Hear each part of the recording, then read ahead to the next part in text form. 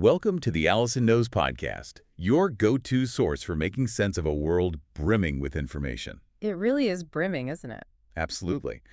Today, we're embarking on a true deep dive, sifting through a comprehensive stack of sources. Right. Everything from YouTube transcripts and detailed research notes to some pretty sharp analytical insights. And our core mission, like always, is to pull out those really important nuggets of knowledge. Exactly. And those, surprising facts that help you navigate what is, let's face it, an increasingly intricate landscape. That's precisely right. Our deep dive today is really going to reveal this intricate dance between politics, legal battles, and that ever-shifting landscape of public perception. It shifts so fast. It does. And we're here to offer you basically a shortcut to being well-informed. Yeah. We aim for a clear structure, an engaging delivery, and, a pace that respects your valuable time. Definitely. All while aiming squarely for those aha moments, those moments of understanding that make complex stuff kind of click into place.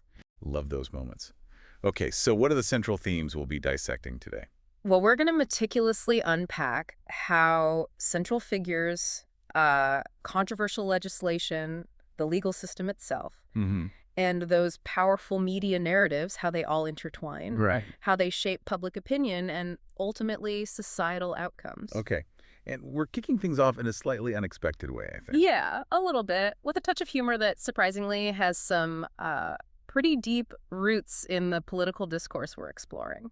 Okay, let's unpack this intriguing starting point. Yeah. Our sources actually highlight this surprisingly persistent, almost lighthearted anecdote. Right. The Donald Daddy Trump joke. It's one of those phrases that just seems to have legs, Yeah. in the public consciousness. It really does, yeah. And its origin is quite specific. It kind of shows how narratives get formed. Okay. This particular phrase, it stemmed from a moment at a press conference in Brussels. Mm-hmm. A reporter asked the former European Council President, Donald Tusk, Right, Tusk. asked him if he saw himself as the daddy of this presidency. Wow, okay. And it wasn't just a random question. It was a direct reference, pretty pointed, actually, to how former President Trump had previously been described. Right, as the daddy of NATO. That caused a stir. Exactly. It was controversial. So this was a deliberate mirroring designed to bring up that specific public image. And Tusk's response was, just priceless, wasn't It it? was pretty good. He leaned right into the humor. He quipped, and I'm quoting from the transcript here, "My name is Donald, and, but maybe I will surprise you. Slightly. But maybe I will surprise you. But my father's name was also Donald. It's enough. I think one daddy is enough, for sure.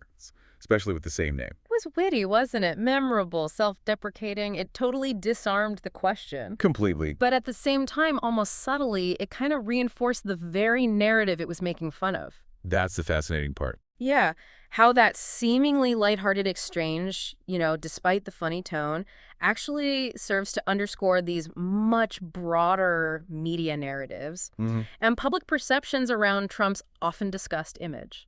Authoritarian, paternalistic, whatever you want to call it. Right. It vividly shows how personal branding, even through a simple nickname, maybe even accidental, can significantly influence political discourse. How it shapes how leaders are seen globally. So this anecdote, it really sets a foundation. It does, for understanding the power of public perception, how media and politicians, wittingly or unwittingly, contribute to these big overarching images. Okay. But that lighthearted moment, as you said, it serves as a pretty stark contrast to the very serious legal stuff happening now. Huge contrast. Consequences for those closest to power. Our deep dive moves pretty quickly now to the more profound, often devastating ramifications of political actions within the legal sphere. Yes. Our sources indicate that what they're calling concrete accountability is finally starting to take root. Slowly but surely. Yeah, even if the wheels of justice turn slowly. Accountability for people involved in the attempts to overturn the 2020 election. Indeed.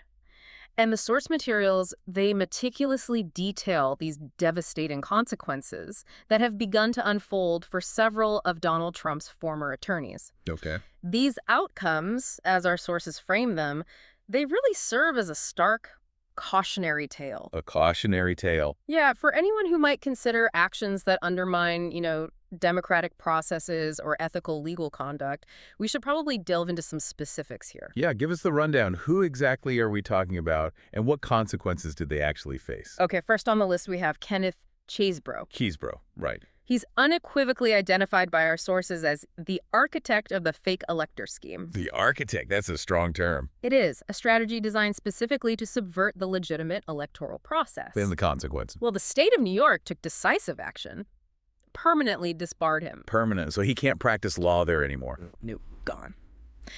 And beyond losing his license, Chesebro also pleaded guilty. Conspiracy to file false documents. That was in the Georgia RCO prosecution. Big Georgia case. Okay. And he's further indicted in Wisconsin for his alleged involvement. So it's a significant, multifaceted professional and legal downfall. Wow. So not just legal trouble, but his whole profession is essentially gone. Who else is part of this cautionary tale? Then there's John Eastman. Eastman. Heard a lot about him. Yeah, heavily involved in that same fake elector scheme. Wow. He played a key role in developing and promoting the controversial legal theories behind it. Okay, I'm for him. He's facing a recommendation for disbarment. It was issued and affirmed by the California State Bar Review Committee. Affirmed, so that's pretty serious. Very. And it's widely expected to be upheld by the California Supreme Court, which would mean permanent disbarment for him, too. So similar to Chesebro, potentially. Right. Facing severe professional ruin. And legally. He also has pending criminal charges in Georgia and is indicted in Arizona. So substantial legal exposure across multiple states. It seems like disbarment is this common, incredibly severe thread running through these cases. Yeah. What about Rudy Giuliani? I mean, he's been such a public figure. Yeah, Rudy Giuliani has faced perhaps the most public and comprehensive professional censure. Okay. He's been disbarred in both New York and Washington, D.C. Both? Both. Those were the only two jurisdictions where he actually held a law license. He's a club guy. His professional career as a lawyer has effectively and completely ended. It's a direct consequence of his actions and the ethical determinations made by those state bar associations. Wow. Okay. And Jenna Ellis? I definitely heard a lot about her role, too. Jenna Ellis, she was suspended from practicing law in Colorado for 3 years. Suspended, not disbarred. Right, suspended.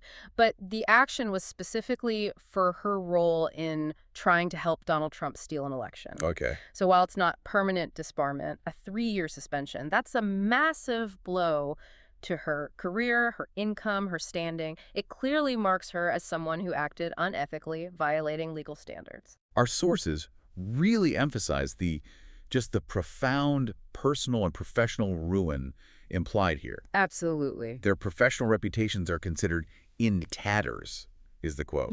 And some might still face jail time. That's still on the table for some, yes. Which brings us to a really important question the sources get into. Why are these state-level actions so significant? Yeah. What does it tell us about the justice system beyond, say, the federal reach? This raises an absolutely critical point. It clarifies a crucial legal distinction. Which is? A presidential pardon, for example. That's a federal power, right? Right. It does not extend to state crime. Ah, okay. That is crucial. It means individuals like Eastman, like Ellis, facing charges and disbarment at the state level, they won't get a get-out-of-jail-free card from Donald Trump for those state charges. So no easy out from a potential future president. Exactly. Their accountability is firmly rooted in these distinct state legal jurisdictions. It makes it essentially unavoidable by federal executive action. That's a really key distinction. And it highlights this, parallel system of accountability. It does. So what pivotal role do these state bar associations play in all this, especially when, as our sources suggest, the Department of Justice might be perceived as illegitimate by some people? Well, state bar associations play a truly pivotal foundational role. They're basically policing their own. Gatekeepers of legal ethics, professional conduct within their states.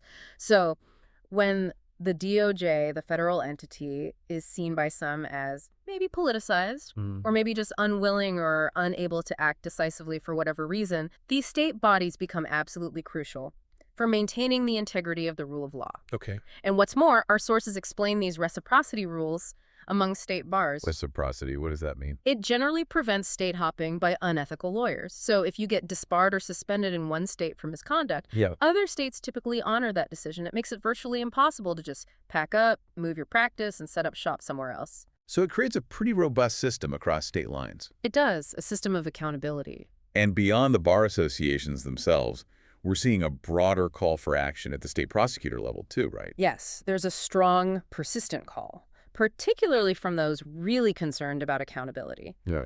For state prosecutors, state attorneys general to step into the breach. Step into the breach. Meaning they're being urged to actively address the lawlessness that's perceived to have happened, especially when federal avenues seem blocked or compromised.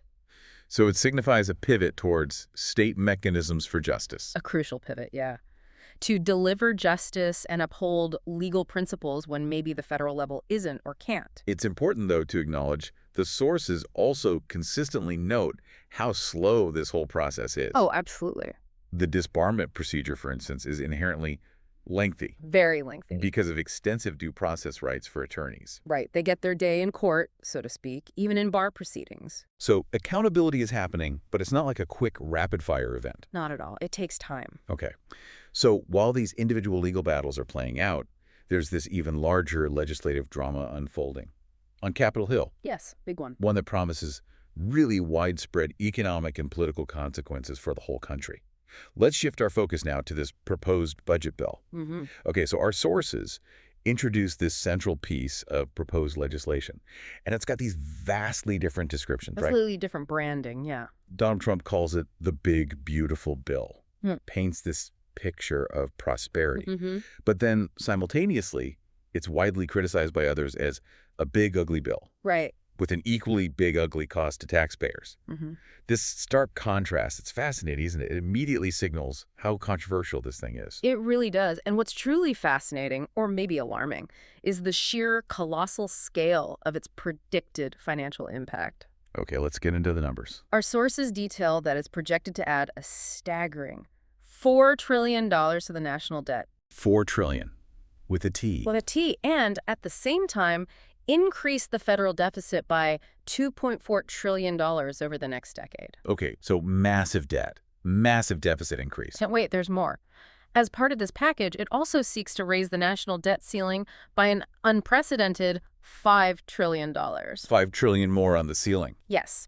The sources unequivocally describe this pileup of debt as crippling to America's future, Crippling. highlighting this immense, maybe even unmanageable fiscal burden it would put on future generations. And what's particularly striking, as our sources really point out, is the significant, almost shocking imbalance within the bill How so? in its proposed spending and tax provisions. It conspicuously includes $1 trillion in tax cuts for billionaires and oligarchs. $1 trillion just for them. That's what the sources say, which in practical terms would effectively make the rich richer. This creates this powerful and for many deeply unsettling narrative where the oligarchs are feasting while everybody else suffers. It paints a very clear picture of extreme economic disparity, potentially made worse by policy. Okay, so if we connect that to the bigger picture, the most pressing question for everyday citizens is, what are the direct, tangible impacts? Right, beyond the abstract trillions. What are the potentially devastating impacts predicted for them?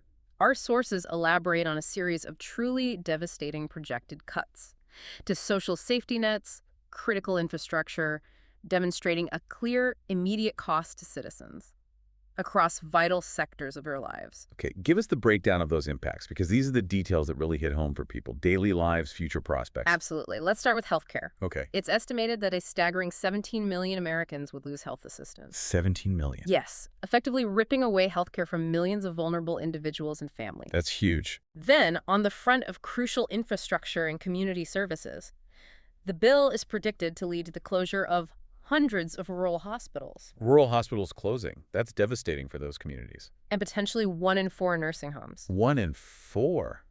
Wow. It would be a severe blow to community care, especially in already underserved rural areas, creating healthcare deserts. Okay, those are fundamental services. Public health, well-being. What about direct impacts on household budgets? Job security. Okay, for everyday household costs, the bill is anticipated to cause 30% higher electricity costs for consumers. 30% higher electricity bills. Ouch. Yeah, and concerning jobs and income, it's expected to result in millions of manufacturing and other jobs destroyed. Millions of jobs gone. Which sectors mainly? Specifically hitting blue-collar sectors hard, according to the sources. They explicitly state that the bottom 40% of Americans would see their incomes fall as a direct result of this legislation, The bottom 40% get poorer. causing what they describe as immense strategic harm to our country by weakening the economic foundation for the majority of its citizens.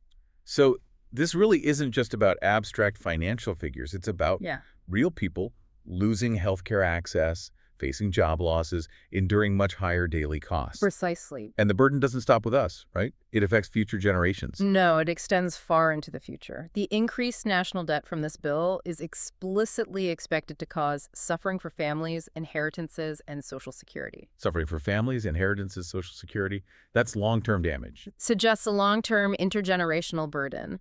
And many of the proposed Medicare and Medicaid cuts, while maybe not immediate right after passage, Yeah. they're designed to kick in significantly by 2026, and then even more dramatically by 2029. So it sets up like a fiscal cliff later on. Pretty much. Yeah. For future social programs. And why should you, the listener, care so profoundly about these details?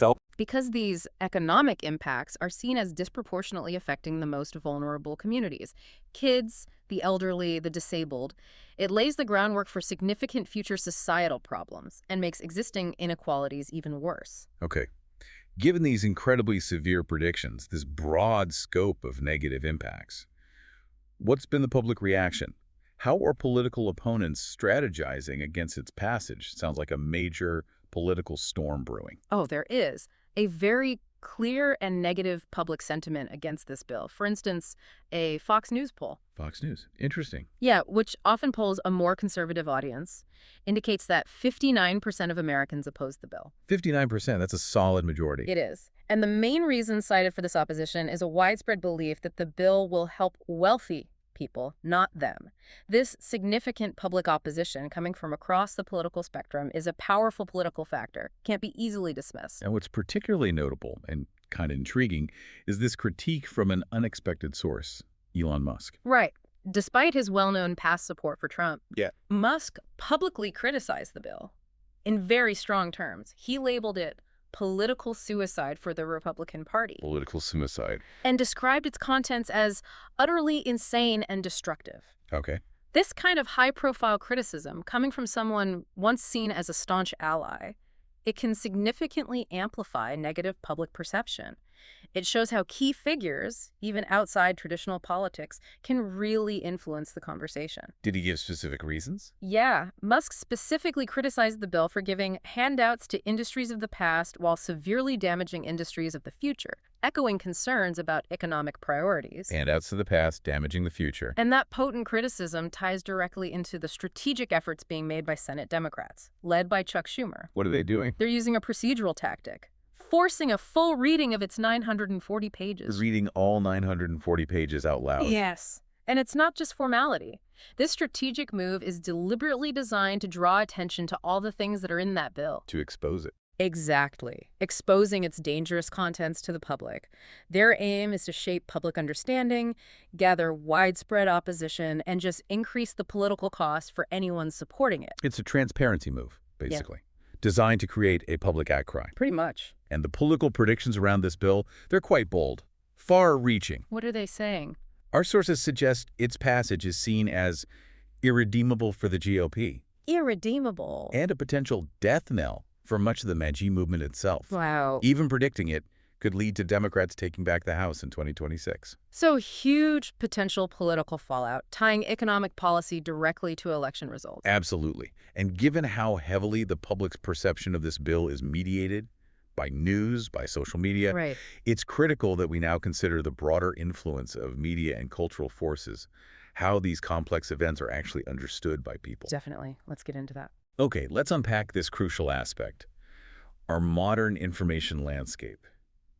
Our sources shine a really powerful and often controversial spotlight on the role of specific media outlets, particularly Fox News. Yes, the sources make a profound, almost startling assertion about the alleged impact of Fox News. What's the claim? It's described as having done to an entire generation what we've been told video games would do to our youth, make violent and angry and crazy. Wow. That's a provocative statement. Extremely. And it's followed by accusations that Fox News fosters this pervasive distrust in a whole range of mainstream institutions. Like what? Everything from reputable universities to federal agencies like the CDC, the FBI. Hey. It's accused of normalizing paranoia through promoting baseless conspiracy theories about election fraud and, more broadly, of systematically eroding critical thinking skills among its audience. Eroding critical thinking. How? Well, the core of its operations, according to the sources, is that its business model thrives on outrage, Thrives on outrage. meaning it prioritizes emotionally charged content over, say, reasoned, fact-based discourse, perpetuating a cycle of heightened emotion rather than thoughtful analysis. That's a very strong, comprehensive accusation about its societal impact. It is, and the sources don't pull any punches, they go even further, calling Fox News a cancer at the absolute epicenter of the Magie movement. A cancer. Strong language. Very. They allege it engages in generational brainwashing and indoctrination against critical thinking through its consistent promotion of certain political and religious ideologies. So it's painted as this deeply influential, almost insidious force on its viewers' worldview. Yeah, shaping their understanding of reality, their political allegiances. That's the picture the sources paint. Are there tangible consequences mentioned? Criticisms beyond these broad claims? Yes. Fox News, for instance, has notably faced bans in countries like Canada, the UK, Australia. Banned internationally. In those places, yes. Indicating its contentious nature internationally, raising questions about its journalistic standards there. And domestically, Governor Gavin Newsom's high-profile defamation lawsuit against Fox News is highlighted. Right, the lawsuit. How much is he seeking? A significant $787 million for alleged misrepresentation spreading false claims. This shows a legal pushback against what's perceived as systematic misinformation. Okay.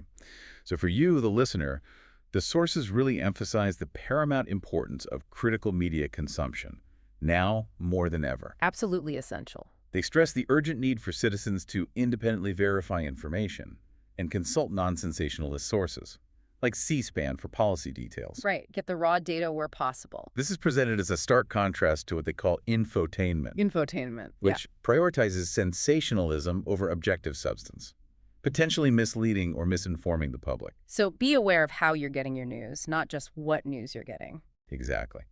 Now, beyond these powerful media narratives, our sources also dig into how economic disparities and this growing public backlash against concentrated wealth, how that's also shaping public discourse. Indeed. Our sources discuss a discernible global public backlash against billionaires, against their perceived tax avoidance, their disconnect from ordinary people. A specific vivid example cited is that protest during Jeff Bezos' wedding in Venice. Oh, I remember seeing that. The banner. Exactly. Activists displayed a banner saying, if you can rent Venice for your wedding, you can pay more tax. Pretty direct message. Very direct. And that single event powerfully illustrates this growing public frustration, even outrage, directed at extreme wealth and its perceived lack of social responsibility or equitable contribution. And our sources make an intriguing connection here, linking this sentiment directly to the Trump movement. How so? They suggest this movement, maybe unintentionally, has galvanized everyone that's not an authoritarian against these perceived abuses of wealth and power. So creating an unlikely coalition, sort of, uniting diverse groups based on shared concerns about economic and social justice, rather than just traditional political lines. Interesting.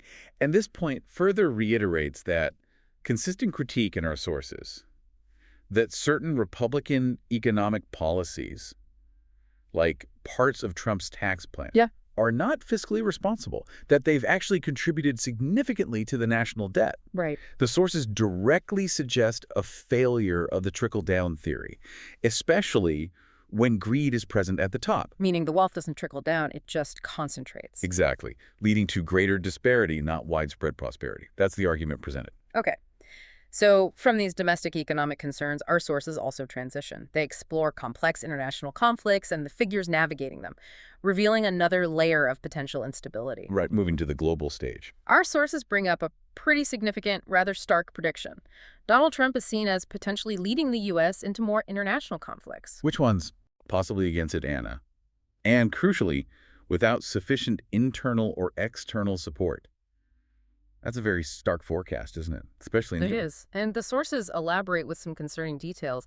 They describe a potential conflict scenario with Iran involving missiles coming up from everywhere. Wow. And the U.S. providing aerial support to Israel during the attacks. Okay. And what's particularly striking, a point our sources really emphasize, is the direct link drawn between this potential conflict and that controversial budget bill we discussed. How are they linked? The bill is specifically cited as needed for the U.S. to spend money on fighting other people's wars, So the budget enables the conflict. directly connecting this proposed domestic legislation to anticipated international military action and its costs. That's the claim. Okay. And speaking of international conflicts, our sources also address the intense complexities of the ongoing war in Gaza. Yeah, very difficult topic. They highlight accusations of Hamas stealing aid and distorting facts, leading to widespread disinformation. Right, which makes it incredibly hard to know what's really happening. It really underscores just how challenging it is for the public to discern truth, accurate information in these highly charged, rapidly evolving situations. And this is precisely why our sources stress the paramount importance of critical data checks in war narratives. They state quite bluntly that everybody lies in these conflicts, recognizing that all sides engage in propaganda, information control. So trust but verify? Or maybe just verify. Pretty much. Consequently, information, especially from the Hamas-run health ministry, has to be checked and double-checked. Due to the very high potential for manipulation, deliberate misinformation, it's a powerful reminder.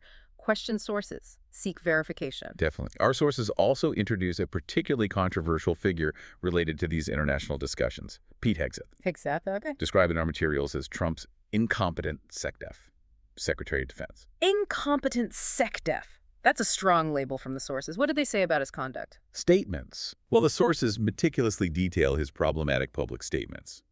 Specifically, they focus on his claim that President Trump directed the most complex and secretive military operation in history. Okay, what operation was he referring to? The sources suggest it was referencing potential bombing actions related to Iran, but they state unequivocally that Hegseth's claim of Trump directing it as the most complex ever was provably false. Provably false. They emphasize that complex military professionals, often with decades of experience, are the ones who design and execute such missions.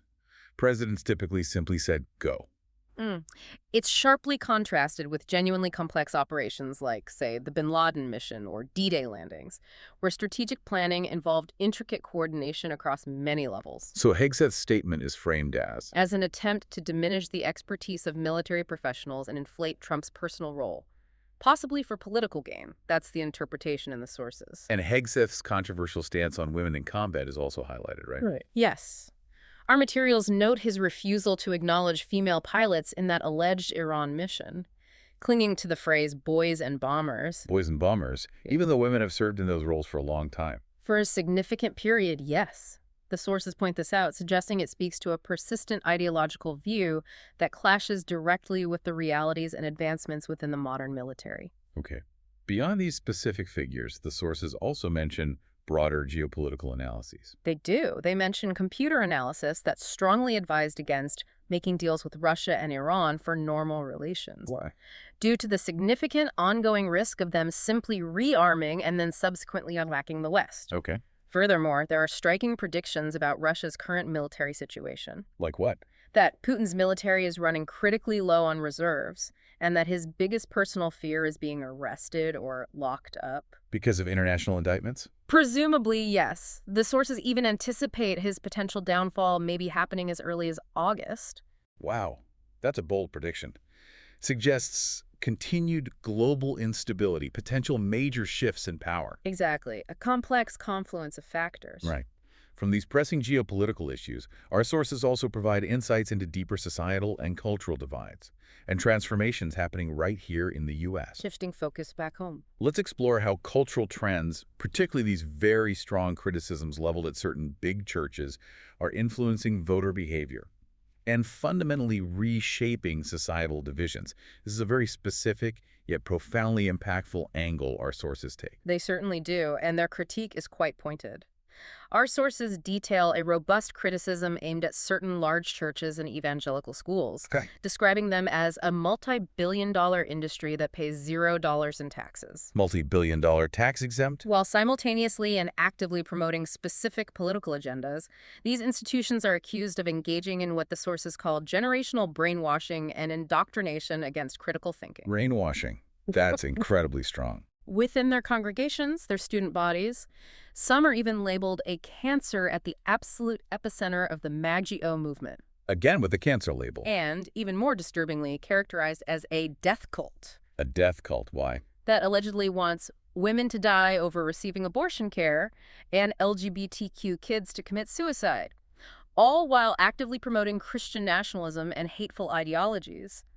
These are very, very strong claims from the sources, illustrating deep societal divisions. And our sources even note a specific political call to action from this critique, urging Democrats to explicitly challenge this breathtaking hypocrisy. Right, highlighting the perceived political implications of these cultural dynamics, the role of religious institutions in shaping the political landscape. And within this broader context of societal shifts, evolving consciousness, the sources introduce a concept some listeners might know from spiritual or personal growth discussions. What's that? The 3D-5D divide. Ah, 3D, 5D. Okay. Presented as a significant societal shift from what they define as 3D energy, characterized by fear, control, and manipulation, towards 5D energy, which embodies courage, connection, and compassion. Okay.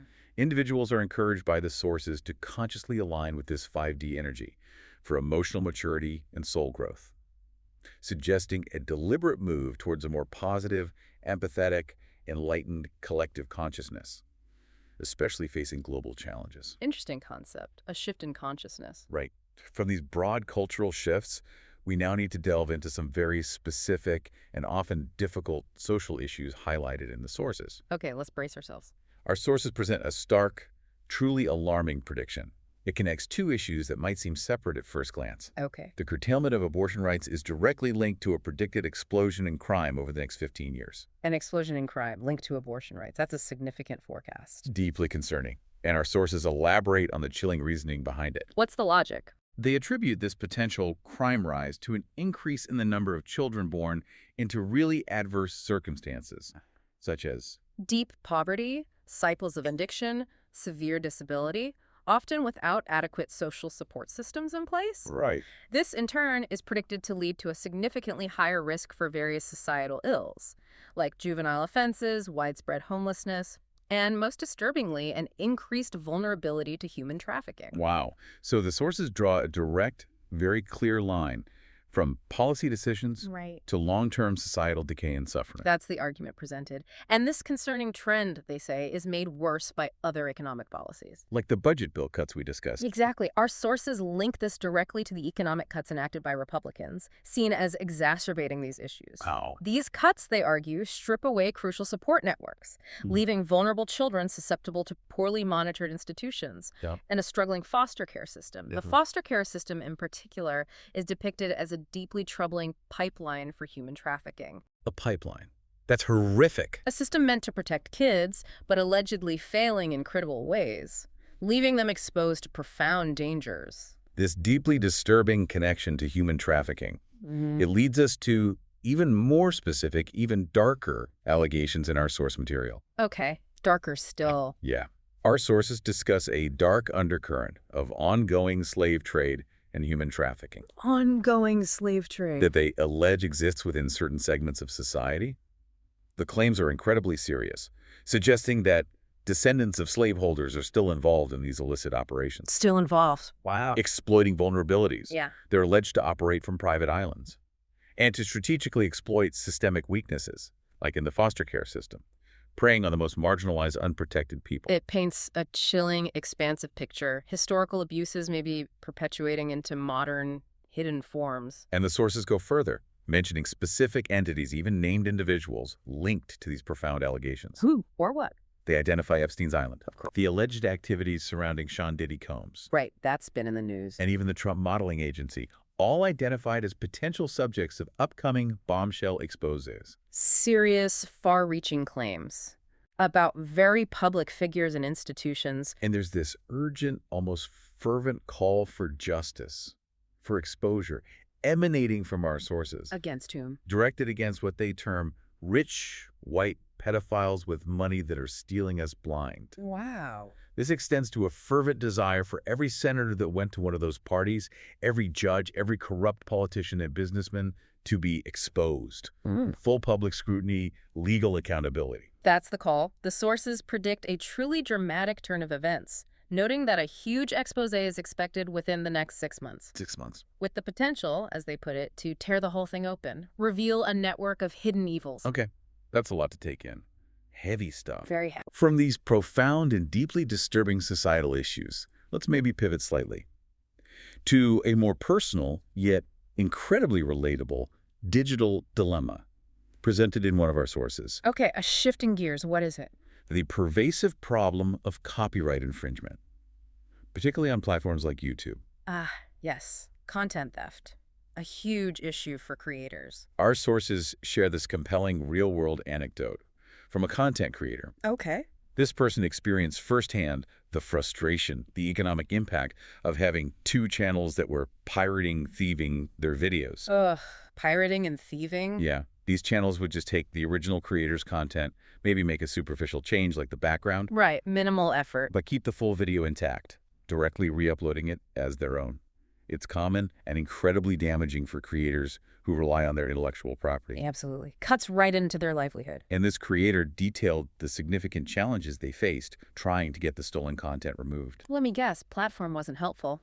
YouTube, despite being the platform, was reportedly slow to act, Mm-hmm. despite repeated copyright infringement notifications filed by the creator. That sounds frustratingly familiar for many creators. And the thieves were quite savvy, cleverly attempting to change the content within the same URL to circumvent YouTube's automated systems. Ugh. The cat and mouse game. Exactly. Highlights the frustrating battle creators often have to play with content pirates, constantly battling their manipulative tactics. So what did the creator do? Give up. No, they took decisive, strategic action, which is really inspiring, actually. Offers a valuable lesson. Okay, what was it? They didn't just rely on YouTube's internal mechanisms. They proactively registered their work with the Australian Securities and Investment Commission, ASIC. ASIC. Interesting, like a business registration. Sort of functions like a copyright office for businesses and investments in Australia, it seems. And then they threatened further legal action if YouTube failed to remove the stolen content. Escalation. Hitting them where it hurts legally. This escalation of legal pressure proved to be a critical turning point. I bet. But here's what's truly inspiring and a real testament to collective action. Yeah. The powerful aspect of people power that emerged. Oh, the audience got involved. Big time. The creator's dedicated viewers, whom the source describes as being like the Swifties for their passionate, organized response. And chuckles, okay. Like the Swifties, that's dedication. They descended upon these two channels and reported the living daylights out of them to YouTube. Wow. Mass reporting. This collective, concerted action of the audience was ultimately incredibly effective, compelled YouTube to finally act decisively, remove the infringing content. The creator called it like a movement because of its sheer force. That's actually pretty cool. People power making a difference online. It is. And the original speaker concluded this anecdote with a powerful call to action for their audience. What was the call? A clear directive. Don't watch stolen content. Actively leave comments exposing the theft on infringing channels, and boycott such channels entirely. So be part of the solution, not the problem. Exactly. It's a compelling reminder that even in this vast, often overwhelming digital age, collective action, informed choices by consumers, they can make a significant, impactful difference, protecting creators, upholding ethical standards. That's a slightly more hopeful note to end that section on. Okay, we have covered a lot today. We really have an expansive journey. Dissecting this complex, often interconnected array of information, from that humorous Donald Daddy Trump moment. Which seems like ages ago now. Right. Revealing so much about public perception, to the very serious legal ramifications for his associates, the profound economic impacts of that controversial budget bill. We explore the pervasive influence of media narratives in shaping how we understand the world. Crucial. And we touched on some deeply difficult truths, societal issues like human trafficking, alongside the very relatable challenges of digital copyright infringement. It's been a wide spectrum, and as we've explored throughout this deep dive, knowledge is most valuable when understood and applied. What's fascinating here is how clearly political actions, these intricate legal battles, powerful media narratives, they're all deeply intertwined. Definitely not separate silos. Not at all. Constantly shaping public perception. This deep dive profoundly underscores that critical thinking. It isn't just some academic skill.